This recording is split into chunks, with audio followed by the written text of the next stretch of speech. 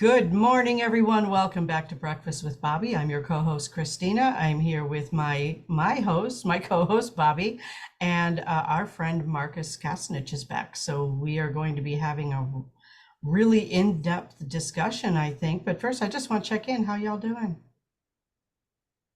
Looks good to me. Life is good. The sun's shining. We get to go outside and play. My inner child is aching to get outside. I just want to tell you that. Mm. Yeah, Now my things inner. are good on Go ahead, things are good on Markus. this end. The inner child is it's alive and well this morning. Oh, he's pretty active. I know you guys were talking about your teenage child. I can be honest with you here.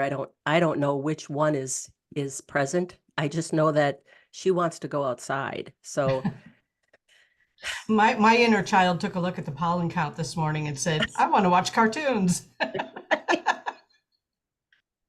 mine doesn't look at that. She just whatever. Just give me some medicine and I'll go outside. There you go. There you go. Hey, Bobby, what are we talking about today? Well, I'm so excited again because when Marcus comes back, we always have these really exciting, very in-depth educational discussions. And this is a subject that is near and dear to my heart. So I'm going to introduce Marcus and I'm just going to let him take it away because we're talking about the inner child today and possibly, all aspects of that. And then there's some medicine to go along with that. So stay tuned for that. So anyway, Marcus is a holistic life, business, and relationship coach. He's accumulated over 40,000 hours of coaching celebrities, entrepreneurs, businesses, couples, and individuals for over 20 years. He is the creator of the groundbreaking IRAM, a map for creating conscious relationships, and the founder of the Relationship Academy. He facilitates events worldwide and is regularly featured expert guest and speaker on podcasts and summits, using an integrated approach of life coaching, psychology, mindset, alternative modalities, shamanic practices, and meditation techniques. He has changed the lives of thousands by teaching how to transform all of your relationships from the inside out. So let me present to you today my friend Markus Kasunich. Thank you for having me. I always love coming back here. It's always a lovely environment to dive deep into different topics. Well, thank you. We both take that as a huge compliment. It's meant as a compliment. So I was introduced to your IRAM book about a year ago, and I've been deeply involved in this for all this while. And the interesting part about it is how we grow up and how we behave becomes part of how we see life. But in addition to that, once we recognize that we have all of these patterns running, we are able to use some other medicine to at least help us get through that. So my inner child, like I said, she loves to be outside. Sometime when I first met her, when I was introduced to her, she had her coat on and she wanted to go outside. So I took her outside. I came back in and what she wanted to do, she wanted to watch cartoons. I haven't watched cartoons in, I don't know, 60 years. And then what she wanted for breakfast was macaroni and cheese. I make macaroni and cheese. I love So that. yeah, it's if you don't listen to your inner child, it misbehaves. She will let you know, at least for me. She's out, and boy, sometimes, for lack of a better explanation, she's kind of a little spoiled. I'm just saying. Who She spoiled her, scares me Bobby? sometimes. Who spoiled her? Well, My 5 brothers and sisters, not my mom and dad. it's an interesting aspect of our conditioning. I would say it's one of the most powerful and necessary parts of healing. And it's funny because you hear a lot of people in the different self-development communities talk about the inner child. They're like, I'm doing inner child work, I'm doing inner child work. And I always ask people, well, what does that mean when you're doing inner child work? When someone says I'm doing inner child work, what does it mean? And I had this quandary when I was writing the book, and because I heard this all the time, and for me, it wasn't complete when people would say I'm working with my inner child, because to me the inner child is a lot more sophisticated than that. So I kind of want to talk about, like, let's break it down about why and how I break down this thing. And the reason I break it down the way I do is so that you can kind of go deeper into it, because I was having issues just when we'd say the inner child, I would be like, what exactly is that, what does that entail in your consciousness? I mean, first of all, you have to understand we're fragmented beings, right? And fragmentation is our way of creating survival when we're children. So all of the patterns, all of the issues, everything we have in our conditioning, in our relative conditioning, that's all been programmed before we were around the age of 7. So by the time you're like they've kind of said 7 to 10 years old, you've already got most of your conditioning. And so that inner child, that unsophisticated psychology of your being is engaging with life, the mature life of the world, and then this creates the way our inner child is programmed, the way we approach it, our relationship to it.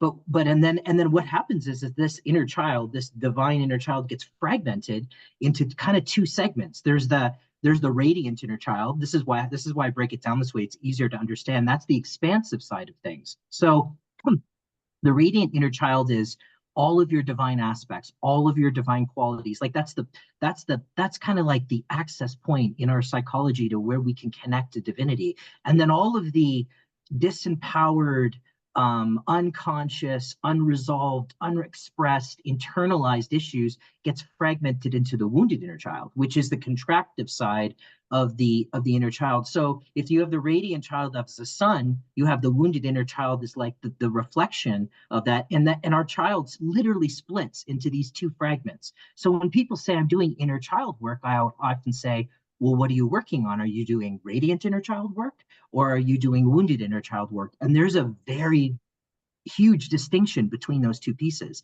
And in most spiritual circles, if you don't make that distinction, then it makes it less sophisticated and less direct in terms of what you're working on and how you're working on it. I always say when it comes to inner work, if you can't describe and articulate what exactly you're working on, then you're probably not working at the level that you could be working at. So that's why I created a map. I'm like, let's map it out this way. Let's talk about the expansive side of the inner child, that radiant side of us, that radiant aspect of the inner child, and let's look at the wounded side.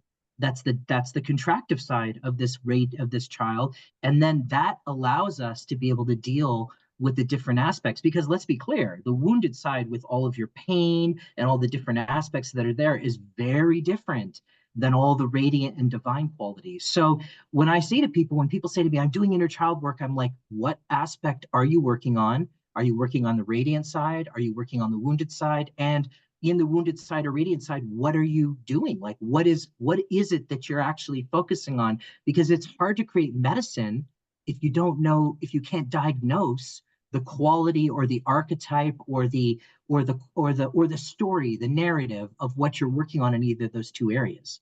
So in the first part of this, it's always like, I always ask people, well, what is it that you're doing? And for me, this creates more of a sophistication in the way we deal with this inner child part of us, which is the source, by the way, of all of our pain too.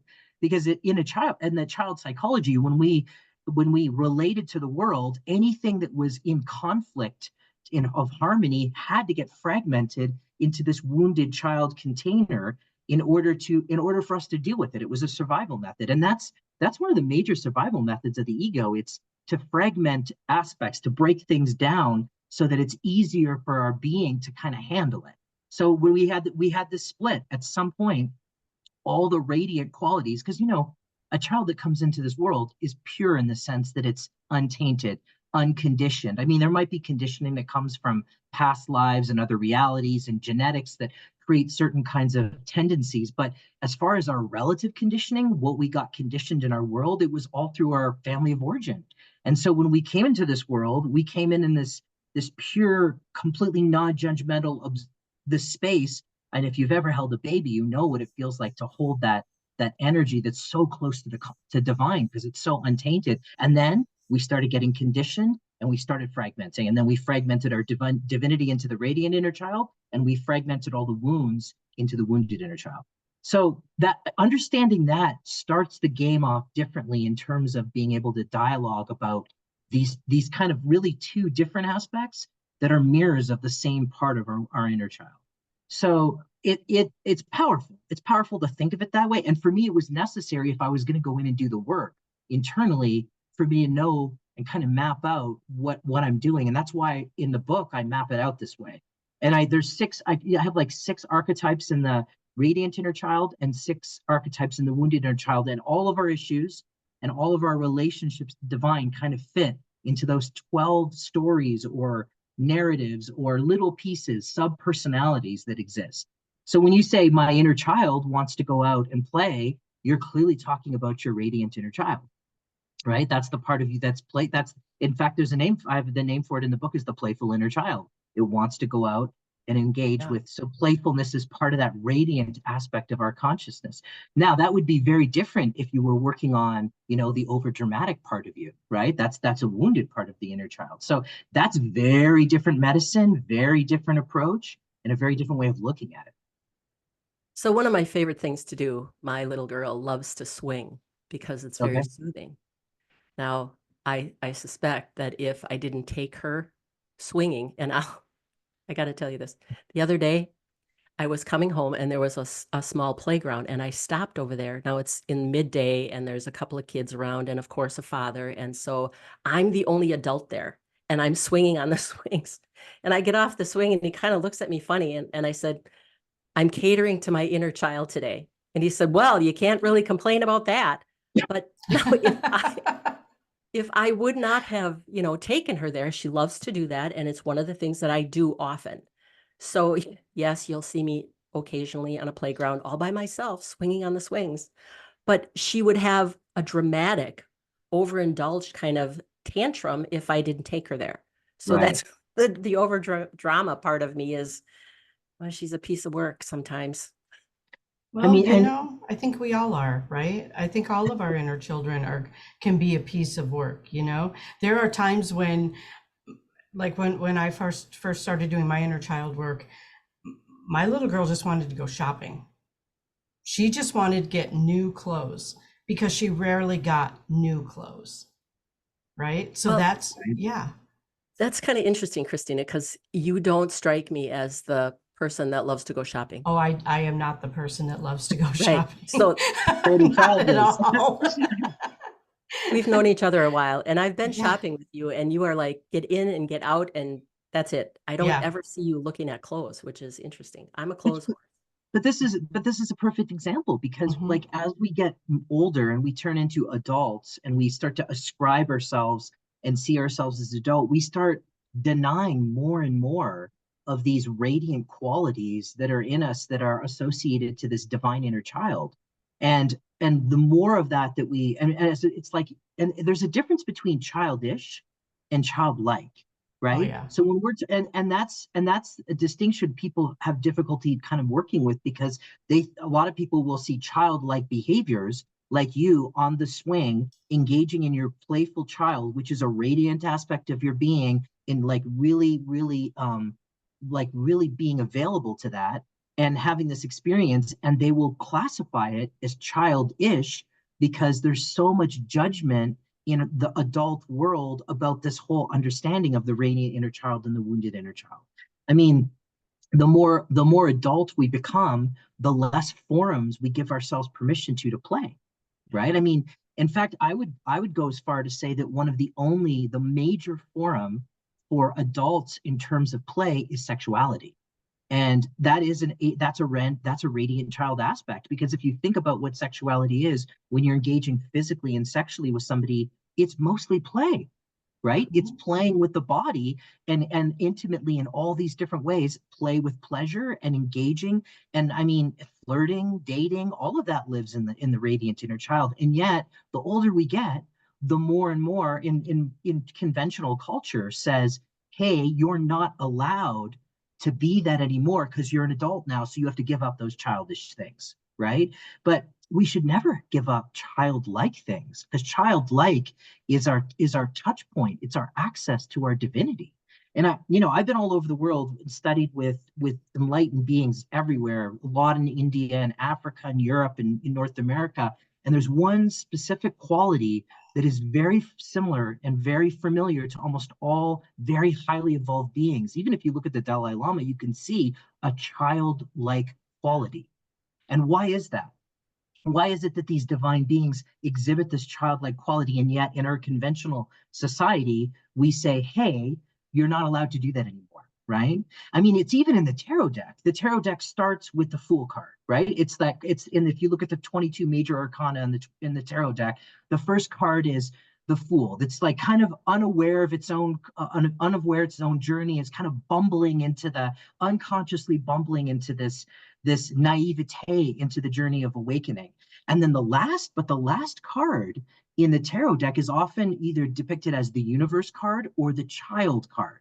So the whole process of spiritual evolution, the earned quality at the end of your spiritual evolution, is a kind of conscious innocence, which is the radiant inner child. Right? So it's sad to think that we've become so disassociated to our own divinity that we will deny ourselves the option of accessing that real powerful experience of childlike divinity through the radiant inner child. And yet it's such a vital part of our consciousness, a vital part of who we are, as part of our healing and part of our developing and deepening in our spiritual state. So it's so interesting that people have shut it off, like it's been turned off, like it's not allowed. And that's kind of sad. It's kind of a sad thing, but it also speaks to the unconscious examples of this in our society, why people have the issues they have and why they act so much from their wounds, right? And they're not touching, and they're not available to this very, very powerful part of consciousness, which can really change your entire spiritual journey of self-development. It really can. Yeah, I completely agree. So to hear that you got on the swing, you honored it, and to see the reaction. I mean, the guy, the thing is, when you're in the divine child, when you're in it was classified. I think the first one of the first people who really talked about this was Carl Jung. He talked about it, and he called it the divine child. And then there was a couple other people calling it the wonder child, the child within, child of the past. Right? But if you think about that, when you get into that radiant energy, that playful, that like radiant inner child energy, people feel it. And my experience is that most people want to jump in the cosmic sandbox with you, because there's not that many forums in our society that allow us to like let go and be that. So the fact that you were doing that, and you saw the reaction of the individual when he was seeing it, he was kind of bewildered a little bit, but then he was like, yeah, I go for this. This is cool, right? And some level, we all want to tap into that. And this is why it's an important part to kind of understand, at least map it out, or at the very least be able to learn how to connect to this. And then bringing it into your world changes the game in the way you do everything, especially when you bring playfulness or creativity or magic into that radiant energy, into your mature life. Then it lightens everything. It lightens everything in our world, especially in a world today where you look out in the world and it's just deep corruption. This light energy really opens up consciousness and invites people into that cosmic sandbox to play in the radiant energy that we don't often have a chance to do. Right. Well, there was a time too, I have a playground right up the road from me, and there was, I was swinging, and of course a family came, and there were 3 kids, and one of the older kids came in next to me, and he was swinging. There was a little kid playing on the whatever that merry-go-round. The roundy round kind of thing, where you run, and see how fast you can go. And he looked at his dad. Awesome. It's very Gen X. Yes. And he looked at his dad and he said, "What is she doing?" It's, he might have been 5. He said, "Well, she can swing too." And I thought, well, thank you for allowing me, because my little girl probably would get off and punch your little boy. Just saying. Don't you tell me I can't do this. Yeah, I've kind of always been that way my whole life, and I still am. Tell me I can't do something, I'll do it twice and do it better than you thought I could. So, yeah. there's a lot of shame going on, and as you grow Yeah. up and your parents or whomever, they tell you that you're not allowed to do that. You shouldn't be doing that. And so all of a sudden you start feeling guilty about exposing your inner child rather than, and they may term it as childish, like you said Oh, before. right. Instead of Now, childlike. right, Yeah. exactly. So it's a fun thing. I encourage people to do it. I know in my world, it was even as a little kid, it's like, that's not ladylike. You can't do that. Mm. Well, the monkey bars are right in front of me and I'm going to climb them. And, I'm a grandmother and I still climb the monkey bars at the park across the street because Yeah. I like doing it. I get some Well, looks. I don't care.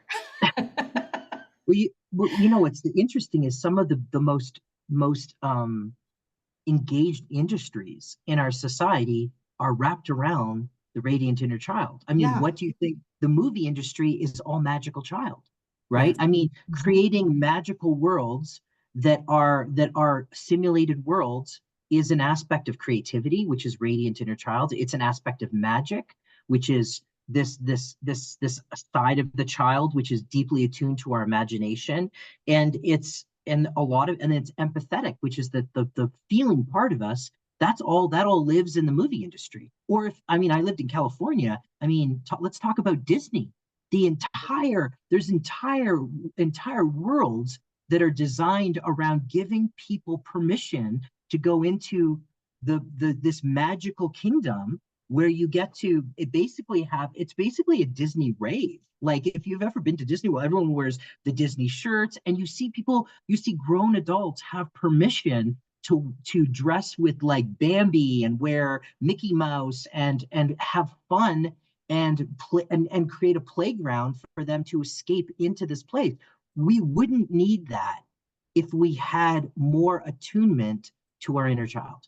We wouldn't need these industries like that because they're there as a response to a repressed inner child relationship in most humans. So you think about that Hollywood. Yeah, that Hollywood is all. I mean, there's aspects of it that aren't, but in essence, it's accessing these parts of the radiant inner child. And Disney or theme parks do the same thing. And you see it, and you know how popular this is all over the world, which says how out of touch we may be, and that we have to create forums where we give ourselves permission to go access it instead of making it integrated as part of our life.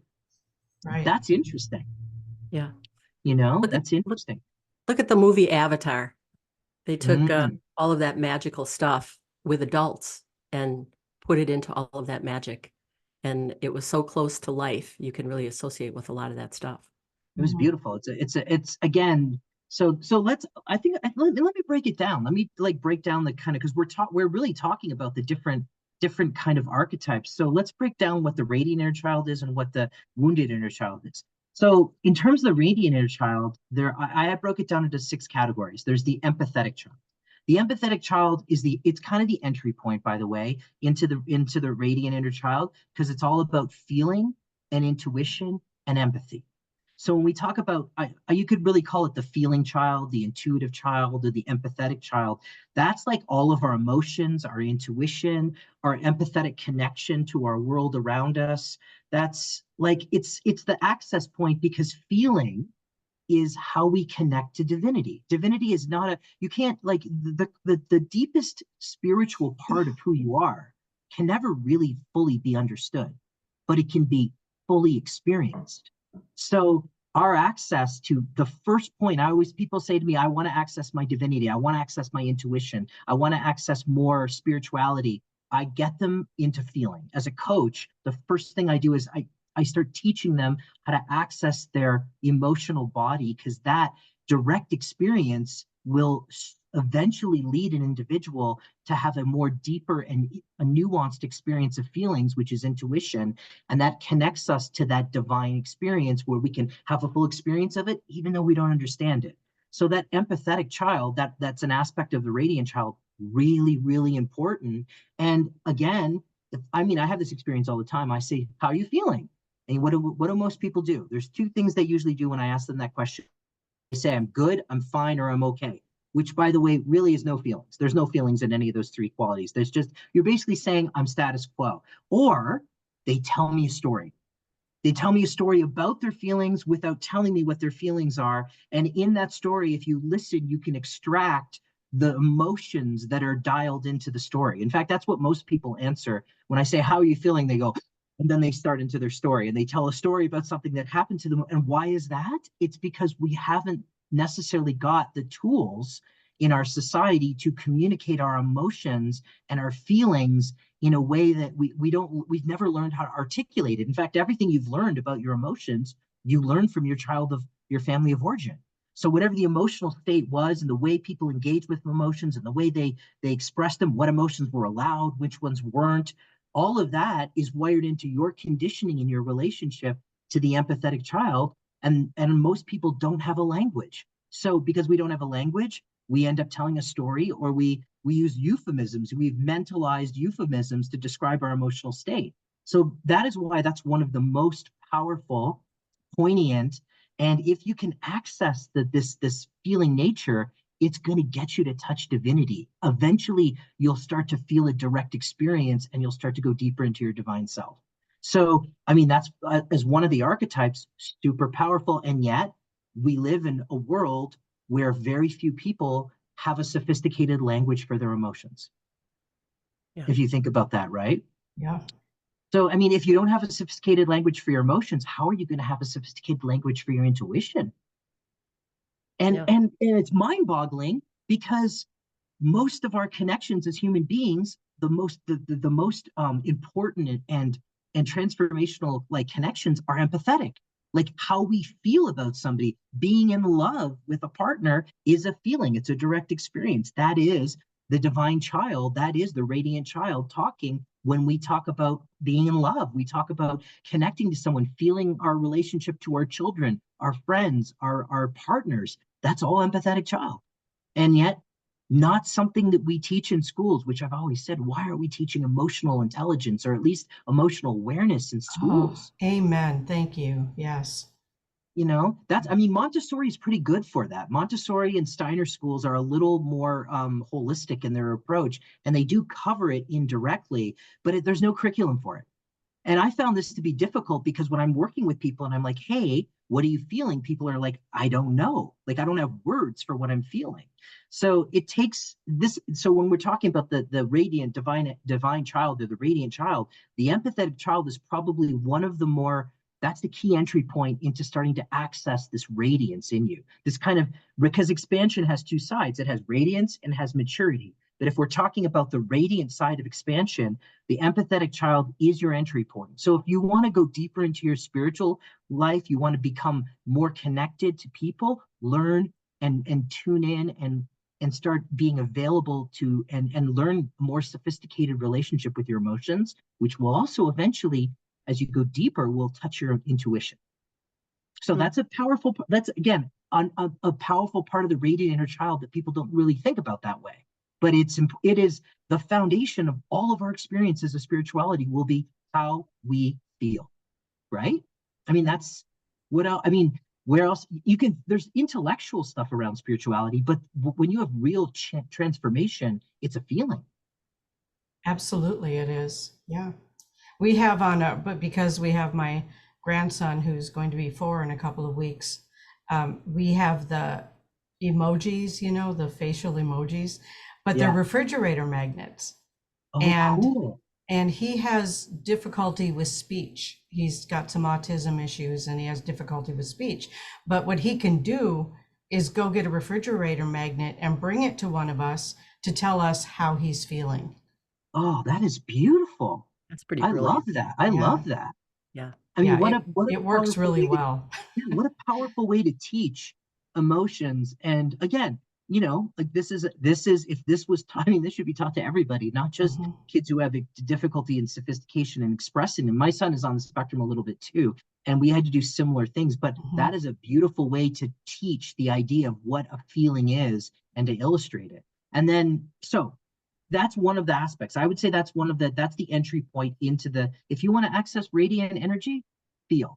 You got to feel. If you want to access divinity, you got to feel. If you want connections with people, the most profound, like important connections are going to be feeling. And if you want to be able to deepen in your spiritual experiences that you're having, the more you learn how to feel, the deeper you not only heal, but the deeper you go into your own radiant energy. Powerful, very powerful. So when we think about that, that's like the entry point. And then there's, of course, which Bobby, you were talking about, the playful child. Yeah. Right? This is all of, and play is interesting. It's interesting. It's exploration without agenda, right? There's no agenda. It's an aspect of freedom. Because if you think about playfulness and the way we engage, there's no goal, there's no agenda. It's play for the sake of play. It's exploration, expansive, radiant exploration, and exploring the freedom of spontaneous relationship without any rules. Right? I mean, Yeah. we've all played with kids. I don't know if you've had this, but when I played with my kids and the rules change in the middle of the game, right? And all of a sudden everything changes. And it's like, and adults have trouble with this. A Yes. lot of adults are like, no, Johnny, the rule was this. We said the rule was that. Well, Johnny's like, Johnny's in play. Spontaneous freedom, completely radical, not like, okay, if the rules change, you got to go with it. So it also teaches us to celebrate the moment and be flexible. And so many adults have problems with that, right? I know this experience. I've seen people who are not in touch with their playful child, trying to play with a child and trying to control the way the child plays instead of really just being in this really free expression of flow and if you do that with your kids, they will teach you how to reaccess that playfulness, right? And adults they have trouble with this. That's why I said one of the last forums for adults is sexuality, because we allow ourselves that freedom. For not everyone, but a lot of people will allow themselves that kind of exploration in terms of sexual intimacy, which is kind of mind-blowing that's the container that it's now got put into. And then you wonder why we have so much repressed sexuality in the world, because that container is a difficult thing for people to access. But if you have playfulness, and then you learn how to play in relationship to consciousness, instead of stuff being a burden or being a challenge, it becomes basically an experiment, a game. It's this beautiful energy between you and divine consciousness. That's why the accessing and empowering the playful child is so powerful, because it's going to change our relationship to our own divine experience, which can be spontaneous, it can be free, it can be without agenda. It could be, the mind can relax and just open up to the joy of play, right? And again, some adults have a lot of trouble with this. And that's because it's not activated. That part of them is not activated, or for some reason they've been told, you're done. You're too old and you can't do that anymore. Right? Like you had that experience, Christine, where there's basically, that's not ladylike. Yeah. But I was told that from toddler on. Like that was not something that, I hit puberty and then it was like, okay, you can't do that anymore. I was told that right from the beginning. Ladies don't do that. That's not ladylike. So it was already starting to get repressed from you. Weren't even out of childhood yet. Right. And that whole part of it was starting to get repressed, that there was a particular way that you needed to show up as an adult, and it couldn't be childlike. Right. Exactly. Right. Yeah. So this is exactly why this repressed stuff gets expressed in the wounded side, because there's no place for it to have expression. Oh yeah. And then of course, so you see that's a perfect example. I mean, yeah. Then and this is not uncommon for most adults. Things get more and more repressed and says, hey, that's not okay. As an adult, this is the way you need to function within this square of reality, and being this is not okay. So the fact that was even happening at a young age, it was already building the conditioning that it wasn't okay. Right. And and you're not alone in that. No, definitely not. Most of us have that thing, right? Right. Yeah. Right. For whatever reason, there are a lot of, I don't know, maybe it's our boomer parents, I have no idea, but it was just this whole thing of play is silly. We have work to do. Yeah. It's just this whole nose to the grindstone thing. And kids, at least the kids I grew up around in a farm town, there wasn't much time or room for play. It was work from sun up to sundown. Right. Sometimes more than that, because the farm has to keep running, right? So basically people give birth to labor at that point. And so Yes, that's why they have kids. that's why they have kids, literally. And that's why farm families generally have big families, Yes. you know. So my parents didn't own a farm, but all of my friends' parents owned farms. And so, you know, it's like even when I went to their house for whatever, I was put to work too. You know, it's like you don't get to be a guest. No, you're So free labor. Let's guests are go. extra labor hands. That's right. You know, and a lot of us especially in the Midwest, we grew up like that because that's just the way it was. Yeah. And so it took me years in therapy to actually let my inner child feel safe enough To play, to be a yeah, child. You know, there was no safety in being a child when I right. was, you know, and it's not just me. This is like an entire, probably multiple generations who never learned how to play. And this is fascinating because see how we're talking about the radiant inner child. See the level of sophistication. We're specifically talking about play, and you're like play, and there are specific medicine for us to get engaged with that. If you can't identify the aspect of what you're working on in the inner child, there's probably not. You could probably be going so much deeper in the medicine and the way you're engaging it. The fact that you were like, I had to learn how to play. That's a very specific aspect of radiant inner child that you're working on. Right. And this is the kind of conversation when I work with people, I'm like, if you can have that map and that kind of sophistication, that will help you heal quicker. That will help you know where and what you need to work on and how you need to work on it. Instead of saying, I'm just doing inner child work, which it's pretty vague, right? So, I mean, we have the empathetic child, we have the playful child, and we've already talked about the magical child, right?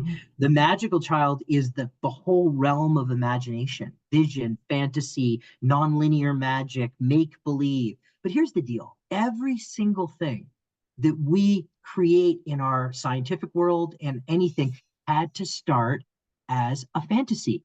Like science fiction has become what science is, right? In the 60s, when science fiction, we were talking about communicators, like I remember watching Star Trek with my dad growing up. It was my dad loved Star Trek, and I do too, actually. I loved this whole thing. And we had the communicators, and they would talk to each other. And my dad looked and he said, one day we will all have one of those things. And lo and behold, look, here we are. Right here, right? Yeah, there we are. So think about that was make believe when it was originally envisioned. And it you have to, in order for the impossible to become possible, magical child has to be engaged. And so so many of our discoveries and visions about what the future could be like start in the radiant energy of the magical child.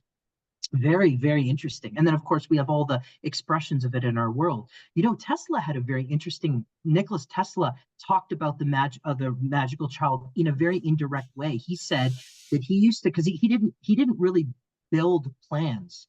He would create everything in his head. So I read his biography, and he talked about how he would take an experiment, he would put it in a room he called it another place, and he would set the machine to run, and then he would go off and he would create other things, and then he would come back to the room and visit the machine where it was running and tweak all the parts of it, what was working and what wasn't working. So he created entire creations in imaginary worlds in his mind that he later translated into the physical world. That's magical child. Wow. That's Thank magical God for those child. people. But the thing is, think about if we could access that as part of your radiant inner child, and that becomes empowered as part of your life.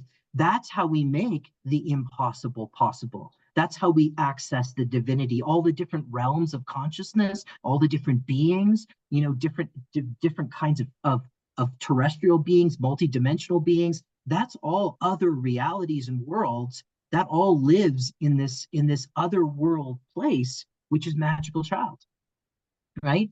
I mean, there's so much of spirituality when it comes to our guides and our experience of the spiritual world and different dimensions and extraterrestrials and all these beings. I mean, it's not just fantasy, but that makes us be able to conceive the impossible and translate it into the possible in our world.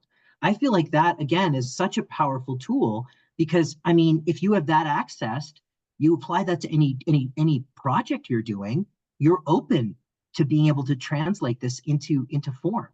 And so the magical child's super powerful, very, very, it allows all these, and it's alchemy. It's a form of alchemy because it forms in this magical world and gets alchemized into the 3D reality. So, the magician, the alchemist is aligned to the magical child. And it's all about transformation of consciousness too. Because again, making the impossible possible is all accessed by the magical child. So again, see how we talk about it with sophistication. We can say, okay, wait a second, that's not alive in me. Why isn't it alive? Where did that come from? What happened? Why wasn't I allowed to be able to envision the possibility of a much different reality than the one I'm living in, right? Everyone started to get that thing repressed in us. And so it's powerful and it can change the way we engage in everything. In fact, it's my whole world. I mean, in some ways, it's all of our worlds. Magical child's a big part of the spiritual journey. Yeah, you brought up how like I'm the queen of radio at this point or something, right? That's how my inner child plays. I have Ah, fun with this. yeah. I have fun with the podcast, the vodcast, all of that. And it's not that we don't have serious discussions like we're having now, but for me, this is fun. And why wouldn't we allow the fun to be infused into any topic? Right, or exactly. or for that matter, any project that we're doing, whether it be cutting the lawn, vacuuming the rug, or doing the dishes, right? Right. I'm infamously bad for doing the dishes because I build sculptures with all the dishes. My wife is like, please don't do that. Like, please, like, don't create the leaning tower of Pisa with all of our dishes, please. At least not the ones that break, right? Not what you say. I have some But bad news for you, honey. We need a new set of dishes. we need these dishes. But again, but I mean, but if the radiant energy of playfulness, it awakens something. Just the laughing and the fun that lightens the energy, especially on a world where we're getting so much access to other. Mhm. The So we have heavier, yeah. yeah. So we have the empathetic child, the playful child, the magical child, and then there's the one that is again the heart of spirituality, the sacred child. Right? This is our ability to feel awe and wonder in the universe.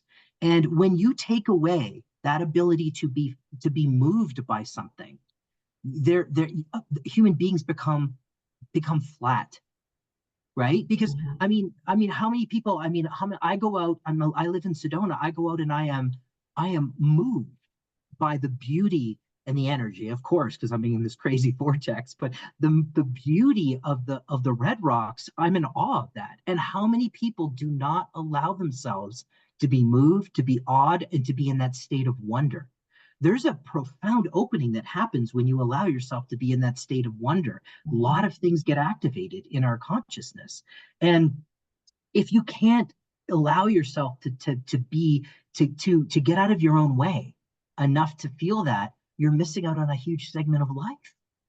A Yeah. huge segment of life. A sunset, right? A majestic, I mean, that's why nature is such a powerful aspect of kind of the sacred child, because those people who have a real beautiful relationship with nature, where they're like in awe and they're just moved by being a part of this magical, wonderful, sophisticated, like this whole dance, they have a different experience of life than those people who will not allow themselves to be awed. So nature has the ability to kind of wake that up in us if we allow it. That's some of the places where most Mhm. people experience sacredness first, right? Divine Mother, Gaia, Mother Earth, and then the magic of all the things that is just it's awe-inspiring. A sunset, a rainstorm, lightning, thunder, animals, right? All of those things. That's the sacred child.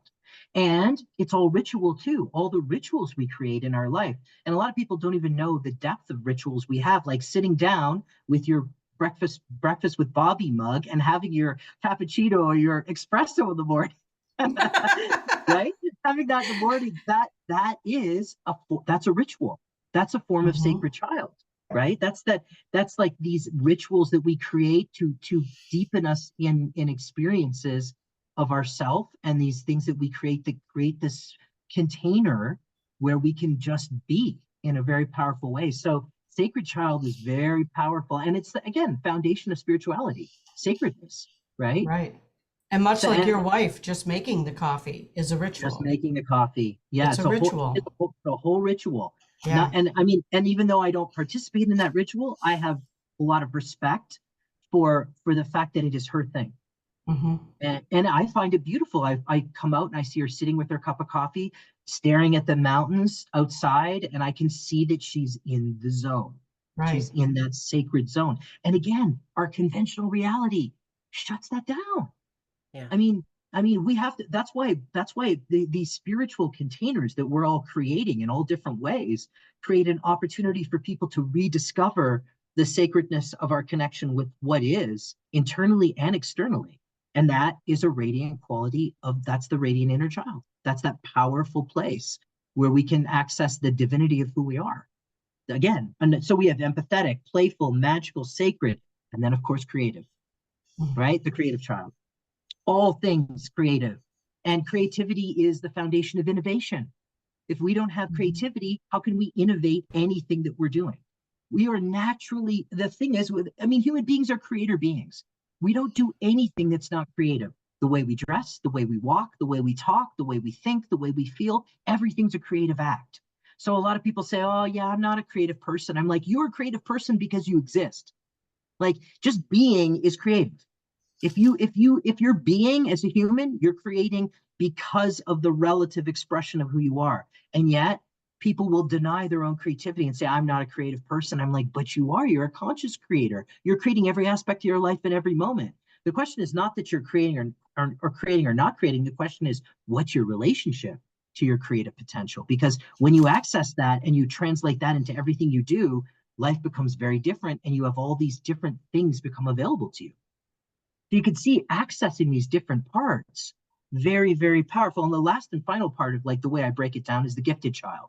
This is like all that inherent talent. Listen, you're a unique being. There will never be, you're a one-time happening in the universe. There will never be another version of you.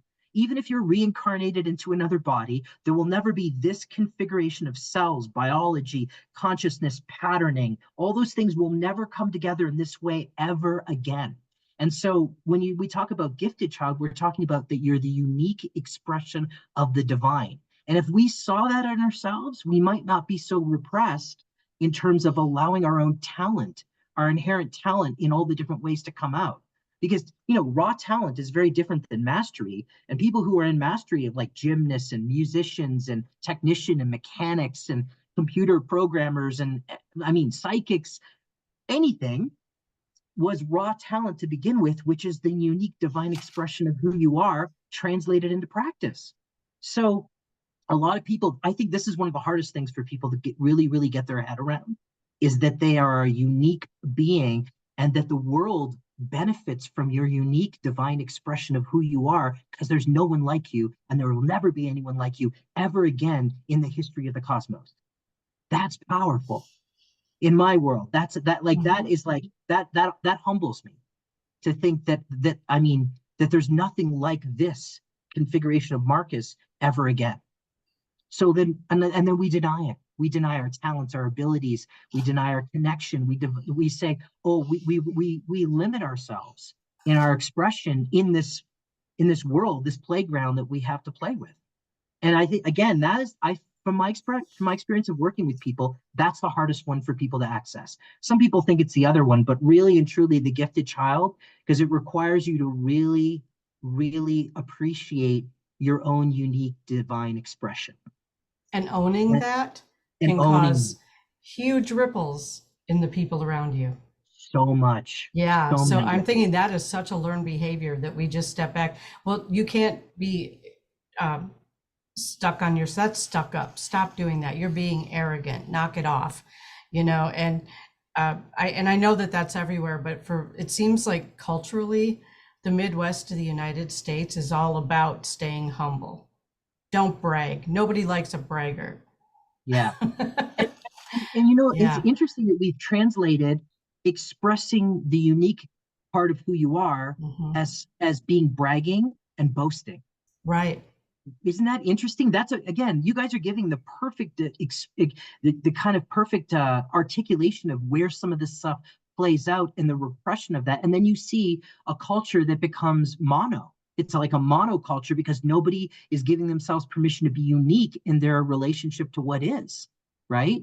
And then everyone has to conform, and we know that conformity destroys the ability to be creatively express ourselves. I mean, there's no spontaneity in conformity. Like you're following the rules. I'm not saying rules are bad, but I'm saying when you do that and repress this aspect of your own gifted, divine, unique nature, you're limiting your capacity to express who you are, which is a natural tendency. It's natural. And yet, be humble, pay attention, follow the rules, do it this way. Why are you wearing that whacked out shirt that has 12 colors on it? What's wrong with you? That's not what that looks weird. You're being childish, right? I mean, there would be no mastery in any vocation anywhere if an individual wouldn't own their unique talent. We wouldn't have the Olympics, right? We wouldn't have a lot of things. Yeah, we wouldn't have a lot of things. Yeah. We wouldn't have a lot of things. And and all those things, what do we do when we're tired, we're exhausted, and we want to escape, or we want to tap into that? We watch and access all of these parts of society, and it enlightens us. It lightens us, and it enlightens us, and it enlightens us. All those three things. So that's the radiant side of the child, right? Which is very different work than the wounded side. Very different work. So the six are empathetic, playful, magical, sacred, creative, and gifted. Those are the six. I mean, listen, I tried to, the way I designed this and created this was not from, I was trying to map it out because I was trying to find places. I spent 10 years trying to find things that didn't fit into those 6 categories. So if there's any part of the radiant inner child that doesn't fit in those categories, I'd be surprised, because I tried really hard to find something that didn't fit in those things. But I feel like that at least covers and gives us a map and says, okay, what? Now here's the deal with the radiant inner child. You can access and cultivate any of it. We have an existing relationship based on our child, our family of origin, what we were conditioned with, but you have the capacity to develop all of it, right? So a lot of people are like, well, I'll never have that. I'm like, why? Why will you never have that? I mean, like you said, I can go and work on play. I can give myself permission to allow myself to be moved. I can dive deeper into the fantastic elements. I can open up to sacredness. I can express my talent. It can be developed. So a lot of people become frustrated and discouraged, but I'm like, no, that capacity is in every human being. That's your divine nature. And these are the access points to divinity. You have the ability to cultivate that. So I have a question. Again, sure. Go ahead.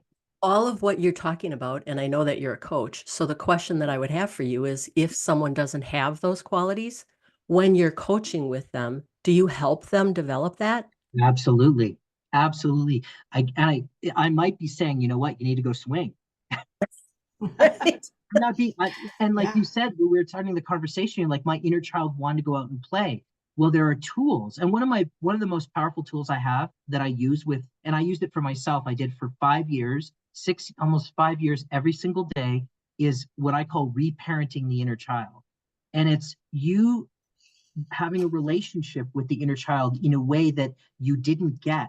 It really becoming the parent that you always wanted to be in terms of your relationship to your inner child. It's a very simple technique, but it's extremely powerful, and it opens up dialogue. And it starts with 2 things. How do you feel? Ding, ding, ding. Empathetic child, right? How are you feeling? And then once you get a relationship with this, and with one hand you write, with your dominant hand you write, how do you feel? And then you switch the pen to the other side and you write, and then the child answers. And so what you're doing is you're teaching yourself to have this relationship with your inner child and become available to it, because that's the key thing, is starting to become available to it. And then the second question is, what do you need? And I will tell you that I use this technique, or this way of communicating, with every single person, not only my clients that I'm working with, but with my children and with my wife. My first question is, how's your day? Which is, tell me the story of your day. How are you feeling? And what do you need? And if you think about that, if we were communicated that way as children, we wouldn't be reparenting. We wouldn't have had to reparent ourselves now. So you write the question with your dominant hand, and you write the answer with your non-dominant hand. And if you ever written with your non-dominant hand, it's Right. childlike. Yeah, Right. very Right. much so. Yeah. And you remember those, I don't know if you guys remember those giant pencils. They're the big fat pencils. You remember, I don't even think they have them anymore. But I mean, I found a couple of those, and I would actually do my inner child writing with the pencil because it stimulated that idea of, like, as a child, that big fat pencil that you were writing with in kindergarten or grade 1, right, when you were learning how to write. And so you go back and forth. This opens up the energy of communicating with your child and starting this nuance. And you'll get all aspects when you do this exercise. You'll get the radiant inner child, and you'll get all variations of the wounded inner child too. Yes. And you were talking about your inner teenager. Well, that's an inner child part of you. Yeah, right. absolutely. There's a very specific time-based quality of the inner child. So when I was doing this writing for 5 years, I would get access to all different ages. 5, 7, 12, 19, 16. And the languaging is very different when you're talking to a 7-year-old versus when you're talking to a 16-year-old. And when you're doing the writing, and you can assess and learn what age group you're talking to, because different things will pop up while you're doing the writing. Eventually, like popcorn, I was covering all the different ages of my inner child, and I was working with it, the radiant side of it, as well as the wounded side of it. But in my particular case, it was mostly wounded first, because that's where all of our issues come from. That's where all our pain comes from, the wounded inner child. So, I mean, this is reparenting yourself in the way you wanted to be parented, but never were. And if you change that energy on the inside and you activate that, it starts to open up into all of your relationships. It's really powerful. And for me, it's also, by the way, it saves like $100,000 of therapy to be able to do something like this on your own. Yeah. And then because you end up becoming your own therapist, right? In some ways. And while you're doing that, you're also learning how to be mature and really sophisticated and loving in your relationship to your inner child, which may not have been the case for most people because so much of it was repressed. So what I do is, with my clients, I'll have them do it. I'll have them run it through for a couple of weeks, and then we'll go through their inner child writing, and I'll show them where some of their old conditioning is still playing out in their relationship to it, and how they can kind of revamp, kind of do it. It took me 5 years, 6 years to kind of do this process. I mean, most people won't have to do it as long as I did it, but I was learning the process and kind of developing a kind of way to engage. And I'm telling you, I mean, a pen and a piece of paper, and you're accessing something profound in yourself and opening up the door to a very powerful part of you, which can access not only your divinity, but also can help you heal all those wounds. So that kind of availability, that kind of reparenting, I mean, it also basically prepped me to be a parent. It really prepared me on how I was going to engage with my own children. So I find it to be a very powerful tool, very powerful. So yes, I do work with them on all aspects of not only the radiant child, but then also the wounded child. Now, the wounded child is a little different. Like, where we can cultivate everything in the radiant child, the wounded child is what's already conditioned, right? It's already there. That's what we got conditioned with. That's what we had to fragment into these 6 containers. So let's go through them, because they're thing. You mentioned one of them, Bobby. You said overdramatic child, right? Yes. Overdramatic child is the entry point into the child, right? So when you're I know we've all seen this. When you're in the supermarket, you see the kid who's having a temper tantrum in the aisle, right? It's interesting to watch how the parent relates to that. Right? How the parent relates to a child having a tantrum says a lot about their overdramatic child. Because if they have no relationship with their overdramatic child, which is really the exhibitionist, listen, the overdramatic child is the collective voice of the entire wounded child. When you're not giving your child attention, what comes up? The overdramatic child, right? And it's a cry. It's almost like a cry of alarm to get attention into the child. So when you see a kid throwing a tantrum, what do they want? They want attention. They're not happy with something. They probably haven't developed their emotional state, or they don't know how to express it, or they're being repressed. And that cry, that whole exhibition is basically the voice of the inner child saying, please pay attention to me. So while empathetic child is the access into the radiant child, Overdramatic child is the access into the wounded child, right? That's the collective voice of all the different aspects speaking through this alarm. It's also your saboteur and anyone who's trying to do a project. When you get to a certain point, this is where your temper tantrums, illnesses, you manifest it in the body. Sometimes that's all part of the overdramatic child. It's an immature cry to be rescued from pain, and it's a survival tactic for ongoing to get acknowledgement and validation. So the overdramatic child is powerful, and yet most people deny it, repress it, and judge it. And yet that's the voice. If you have to have that come out, then it says how unavailable you are to the different aspects of your wounded child. If you have to have the saboteur or the tantrum come out. I don't know if you've had this experience, but a lot of clients I have, and myself included, when I have a repressed aspect of self, it will often come out as a physical illness. It can come out as, I've seen my son have hives when he's in an emotional state, right? So that's all overdramatic child. So if we start paying attention to the voice of overdramatic child and start giving ourselves attention, it diminishes. So that's why you see this cry of alarm, and then you see people's relationship to that cry of alarm when kids are having a tantrum. It tells you a lot about their own relationship to their own overdramatic child. Because then you could create containers that are healthy for that to go into, right? I mean, all acting is overdramatic to a certain degree. That's overdramatic. That's a healthy form for drama. And then when you can create healthy forms for drama, then they stop showing up unconsciously in your relationships. And man, that solves a lot of problems. That's huge. It sure does. I think we're going to have to do another episode on this because we're actually out of time. Are we out of time already? Oh my God. I know, right? We always do this, but we could pick it up and do a part 2 if you'd like. So let's call part 1 the radiant inner child, and we'll work on the wounded inner. We'll talk about the wounded inner child in part 2. That sounds great. Perfect. Sounds great.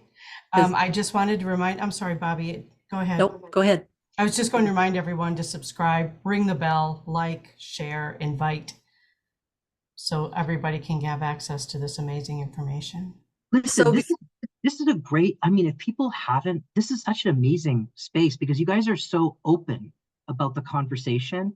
And anyone who's out there who's listening, I highly recommend to listen. I've listened to some of the other podcasts. They're fantastic.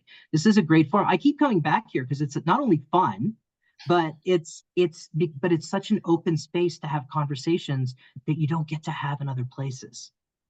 Right. Thank you so much. I highly recommend people come and watch. Thank you. I just wanted to let you all know, first of all, Markus is going to be in town September 11th through what's the date? 20-something? 24th. The 24th. Okay. If y'all want to see him, tap into his website, markuskasunich.com. The other thing I want to say, Markus, is thank you so much. Sometimes we get out of bed and we just don't feel balanced. And I'll tell you, this morning I was trying every aspect I could think of. I took a shower, I was doing chanting and stuff. And just listening to you and your voice and going through all of the definitions of what you were talking about today, just the fact that you can identify with that has a tendency of, like you said, it really kind of opens you up and it settles you down and it minimizes whatever little tantrum is going on in your head. So, and it's often sometimes, listen, it gives us permission to access something. And if we have to put words around it, which is important for humans, we need to put words around stuff. It helps us understand it, but it really starts opening up a radiant energy that can really get infiltrated in all different parts of our life. And when that stuff is open, you're getting access to a radiant energy which transforms. It's very powerful. Even talking about it starts activated in the being. Right. It expands your horizons and gives you permission to be more. And it's such a growth. When I grew up, we had a few emotions. Are you happy? Are you sad? That's kind of about it. And when you were sad, you were crying, so right. This is such a great platform that you have. And I'm so honored that I had the opportunity to actually take your class. And I've learned so much. And it seriously is a game changer. So if anybody out there wants to get more information about that, make sure that you go to Markus's website, markuskasunich.com. and come and see him here in Milwaukee. He's got a couple of different venues that he's going to be at this time. And there's some place on every aspect of the area of Milwaukee, sometimes north, sometimes south, Kenosha, Milwaukee.